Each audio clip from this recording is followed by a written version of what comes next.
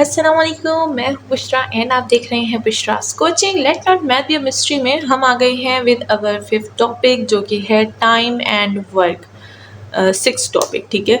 सो यहाँ पर हमने अर्थमेटिक में काफ़ी ज़्यादा चीज़ें सीखी, परसेंटेज सीखा, प्रॉफिट लॉस, और साथ साथ हमने काफ़ी ज़्यादा टॉपिक्स कवर किए। अब टाइम है टाइम के टॉपिक का, ठीक है। सो आज की सारी वीडियो में हम टाइम और वर्क को डिस्कस करेंगे और देखेंगे किस तरह से हम लोग किसी भी क्वेश्चन में टाइम या वर्क या इसमें जो छोटी छोटी चीज़ें हैं इंक्लूडेड वो किस तरह से फाइंड करेंगे। सो चलिए without any time wasting start करते हैं अपना आज का टॉपिक। सो यहाँ पे जो है मैंने जो भी इम्पॉर्टेंट डेफिनेशंस थी वो मैंने लिख दी और बहुत ही ईजी जो है वर्ड्स में लिखी है। सबसे पहले हम वर्क की तरफ आते हैं। वर्क क्या होता है? अ टास्क और job that need to be completed. कोई भी ऐसा काम जिसको हमें कंप्लीट करना हो तो उसको, या फिर कोई भी ऐसी जॉब हो जिसको हमें जो है रोज़ाना करना पड़ता है या कभी भी करना पड़ता है, उसको हम लोग क्या बोलते हैं? उसको हम लोग वर्क बोलते हैं, यानी काम। कोई भी काम जैसे कि जैसे अगर जो है किसी सॉफ्टवेयर इंजीनियर को बताया जाए कि भाई ये वाला सॉफ्टवेयर बना दो, तो वो उसका वर्क होता है, ठीक है। जैसे मैं जो है मेरा वर्क क्या है? वीडियोस बनाना, तो मैं अपना वर्क कर रही हूँ, ठीक है।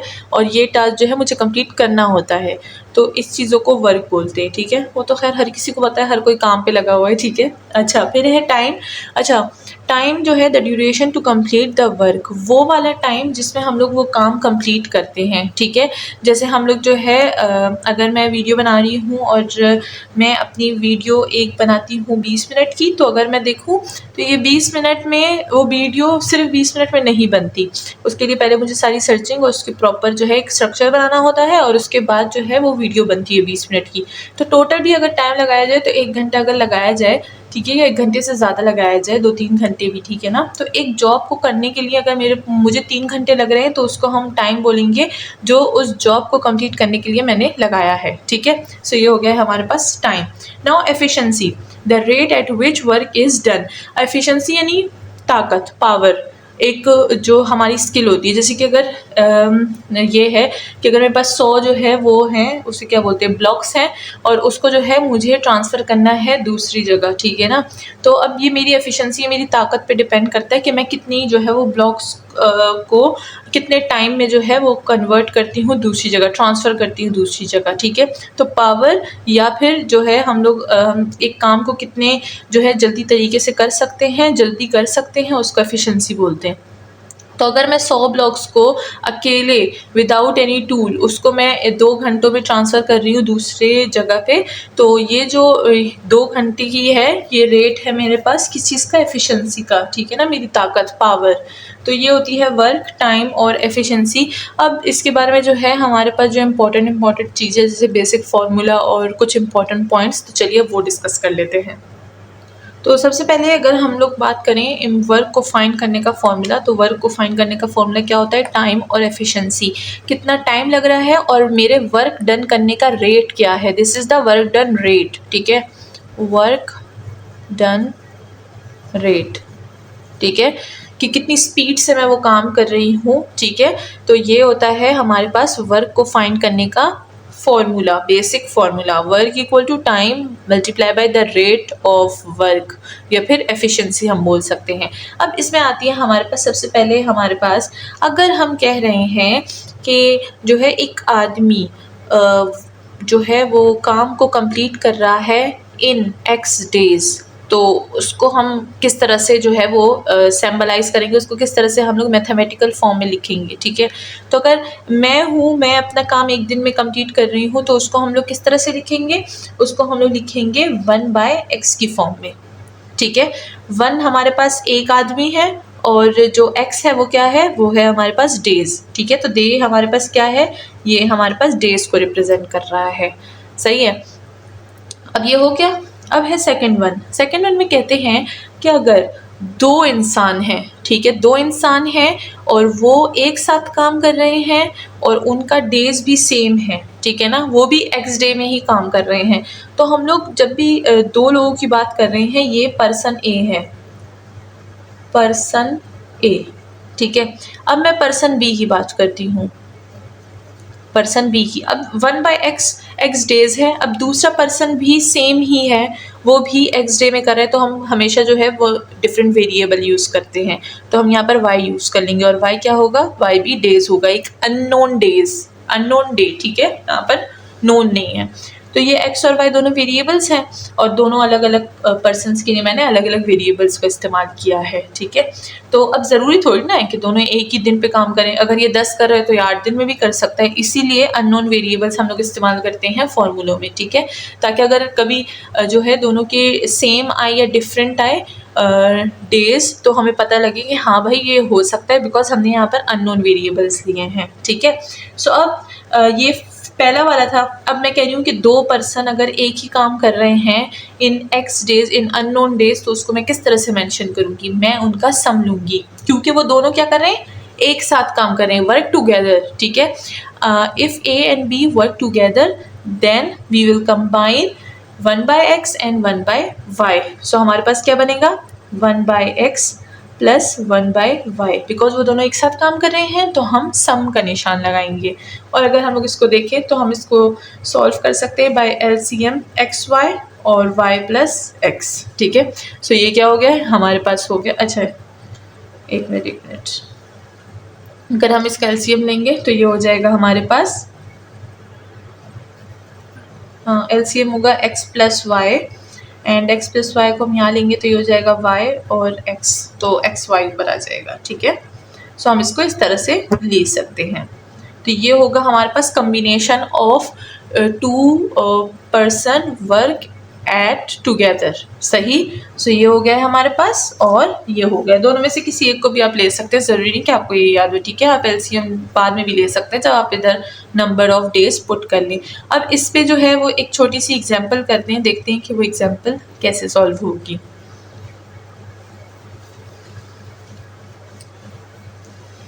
तो एग्जाम्पल में मैं जो है प्रॉब्लम भी मुझे लिखनी पड़ेगी, तो पहले मैं प्रॉब्लम लिख देती हूँ। सो फर्स्ट प्रॉब्लम है हमारे पास, A can complete a work in 10 days, how much will A do in 1 day। तो अब यहाँ पर देखें हमें क्या बोल रहे हैं, कहते हैं कि अगर जो है एक इंसान, यहाँ पर पर्सन की बात हो रही है, कहते हैं कि अगर एक पर्सन जो है कंप्लीट करता है काम 10 दिनों में, सही है। अगर एक आदमी 10 दिनों में एक काम कंप्लीट कर रहा है तो वो एक दिन में कितना काम कर लेगा, how much will A do in 1 day। तो सिंपल है, हमने क्या बोला था, अगर एक पर्सन जो है किसी भी दिन में काम कर रहा है तो वो हो जाएगा डिवीजन में, ठीक है। तो हम लोग यहाँ पर लिखेंगे इज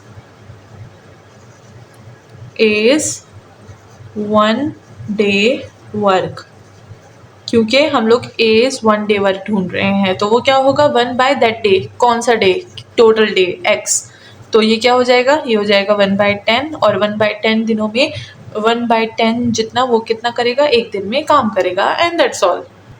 तो अगर हम इसको लिखें तो हम क्या लिख सकते हैं, 0.1% वो काम करेगा एक दिन में, ठीक है। तो ये हो गया है हमारे पास एक छोटी सी एग्जांपल, जिससे हमें पता लग गया कि किस तरह से क्वेश्चंस को थोड़ा सेटल डाउन करना है। नाउ चलते हैं क्वेश्चन नंबर 2 में, और वो किस बेस पे होगा, जिसमें हमने दो इंसानों के कामों को ऐड किया था, तो combination of work.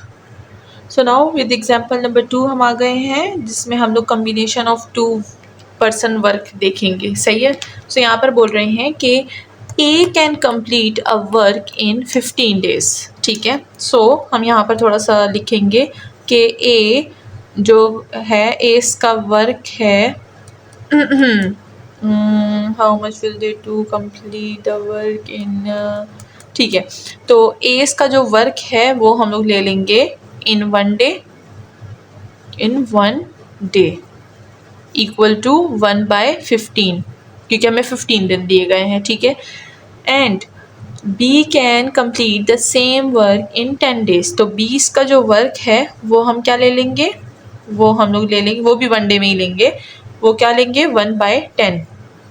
How long will they take to complete the work together. अब कह रहे हैं कि अगर A और B दोनों एक साथ काम करें तो ये काम कितने दिनों में कंप्लीट हो जाएगा, सही है। सो काफ़ी इजी क्वेश्चन है।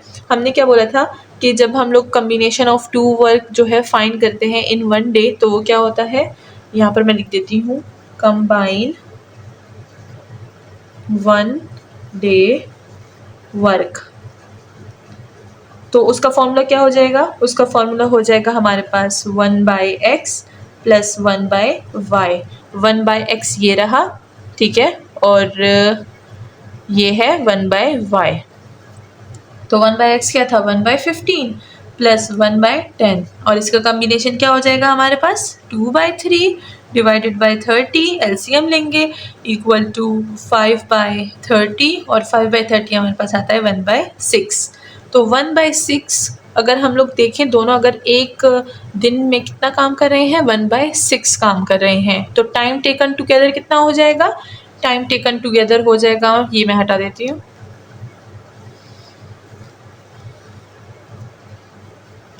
टाइम टेकन टुगेदर वो क्या हो जाएगा? वो हो जाएगा 1/1 बाय कंबाइन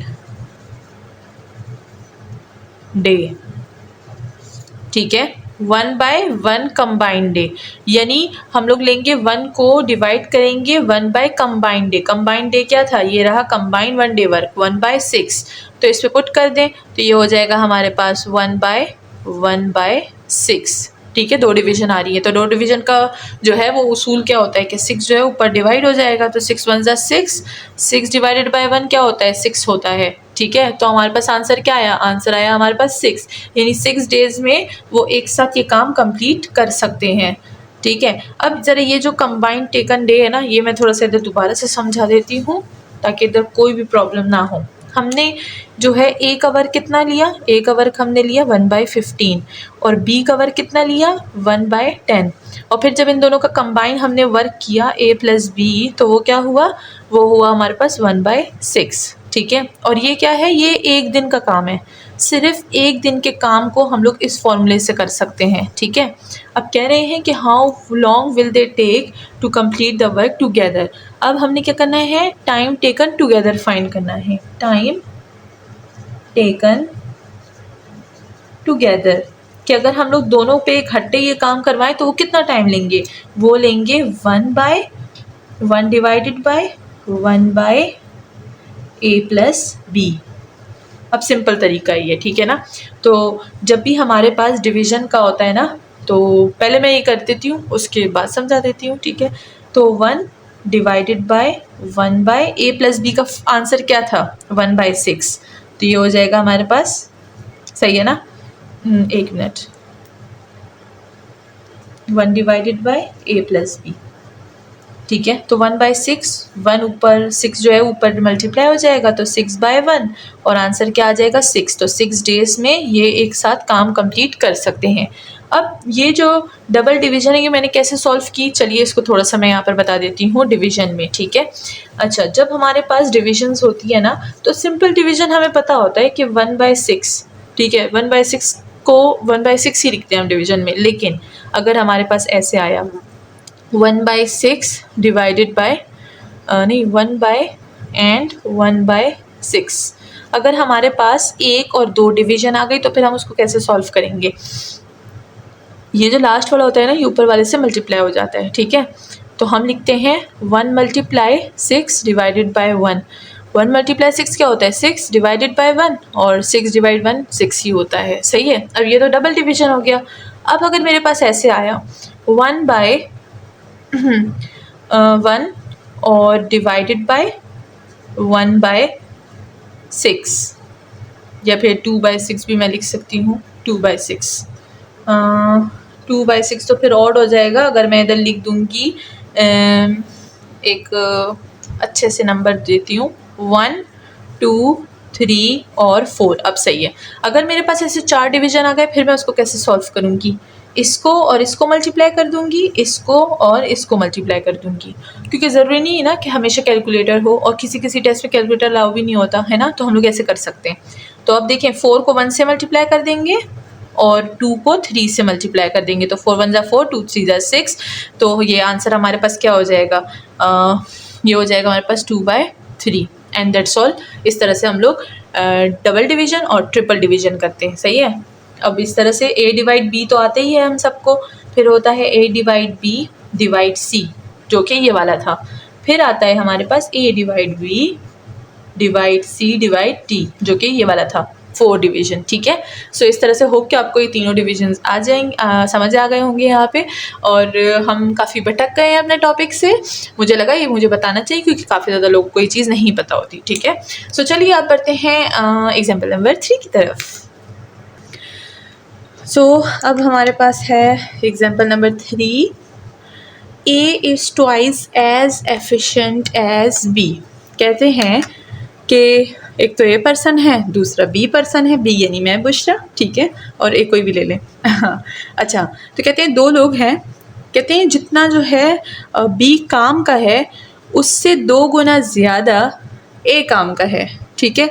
तो अगर B 1 मल्टीप्लिकेशन पे 1x पे काम कर रहा है, 1x की स्पीड पे, इधर मैं स्पीड भी लिख दूँ, स्पीड पे काम कर रहा है, तो A जो है वो 2 गुना की स्पीड पे काम कर रहा है। A इज़ ट्वाइस मतलब 2 गुना, तो ये 2x पे काम कर रहा है, 2x की स्पीड पे काम कर रहा है, ठीक है। हम x लेंगे ना, आजकल वैसे भी ये ट्रेंड काफ़ी चल रहा है ना, सबको पता है कि x क्या होता है, x स्पीड है, ठीक है। तो A is twice as efficient as B। If B can complete a work in 20 days, how long will A take to complete the same work? कहते हैं B जो है वो 20 दिनों में अगर कोई काम कर रहा है तो A जो है वो कितने दिनों में ये सेम काम करेगा। अब जैसे कि हमें पता है कि B जो है वो x की स्पीड पे काम करता है और A जो है वो 2 गुना की स्पीड में काम करता है, मतलब A जो है काफ़ी तेज़ इंसान है और B जो है वो तेज़ इंसान नहीं है। लेकिन ऐसा रियल में नहीं है, मैं बहुत तेज़ हूँ, ठीक है ना, मैं काम तेज़ करती हूँ। चलिए ठीक है, थोड़ा सा झूठ हो गया, आगे बढ़ते हैं। तो A जो है वो 2 गुना काम करता है, ठीक है।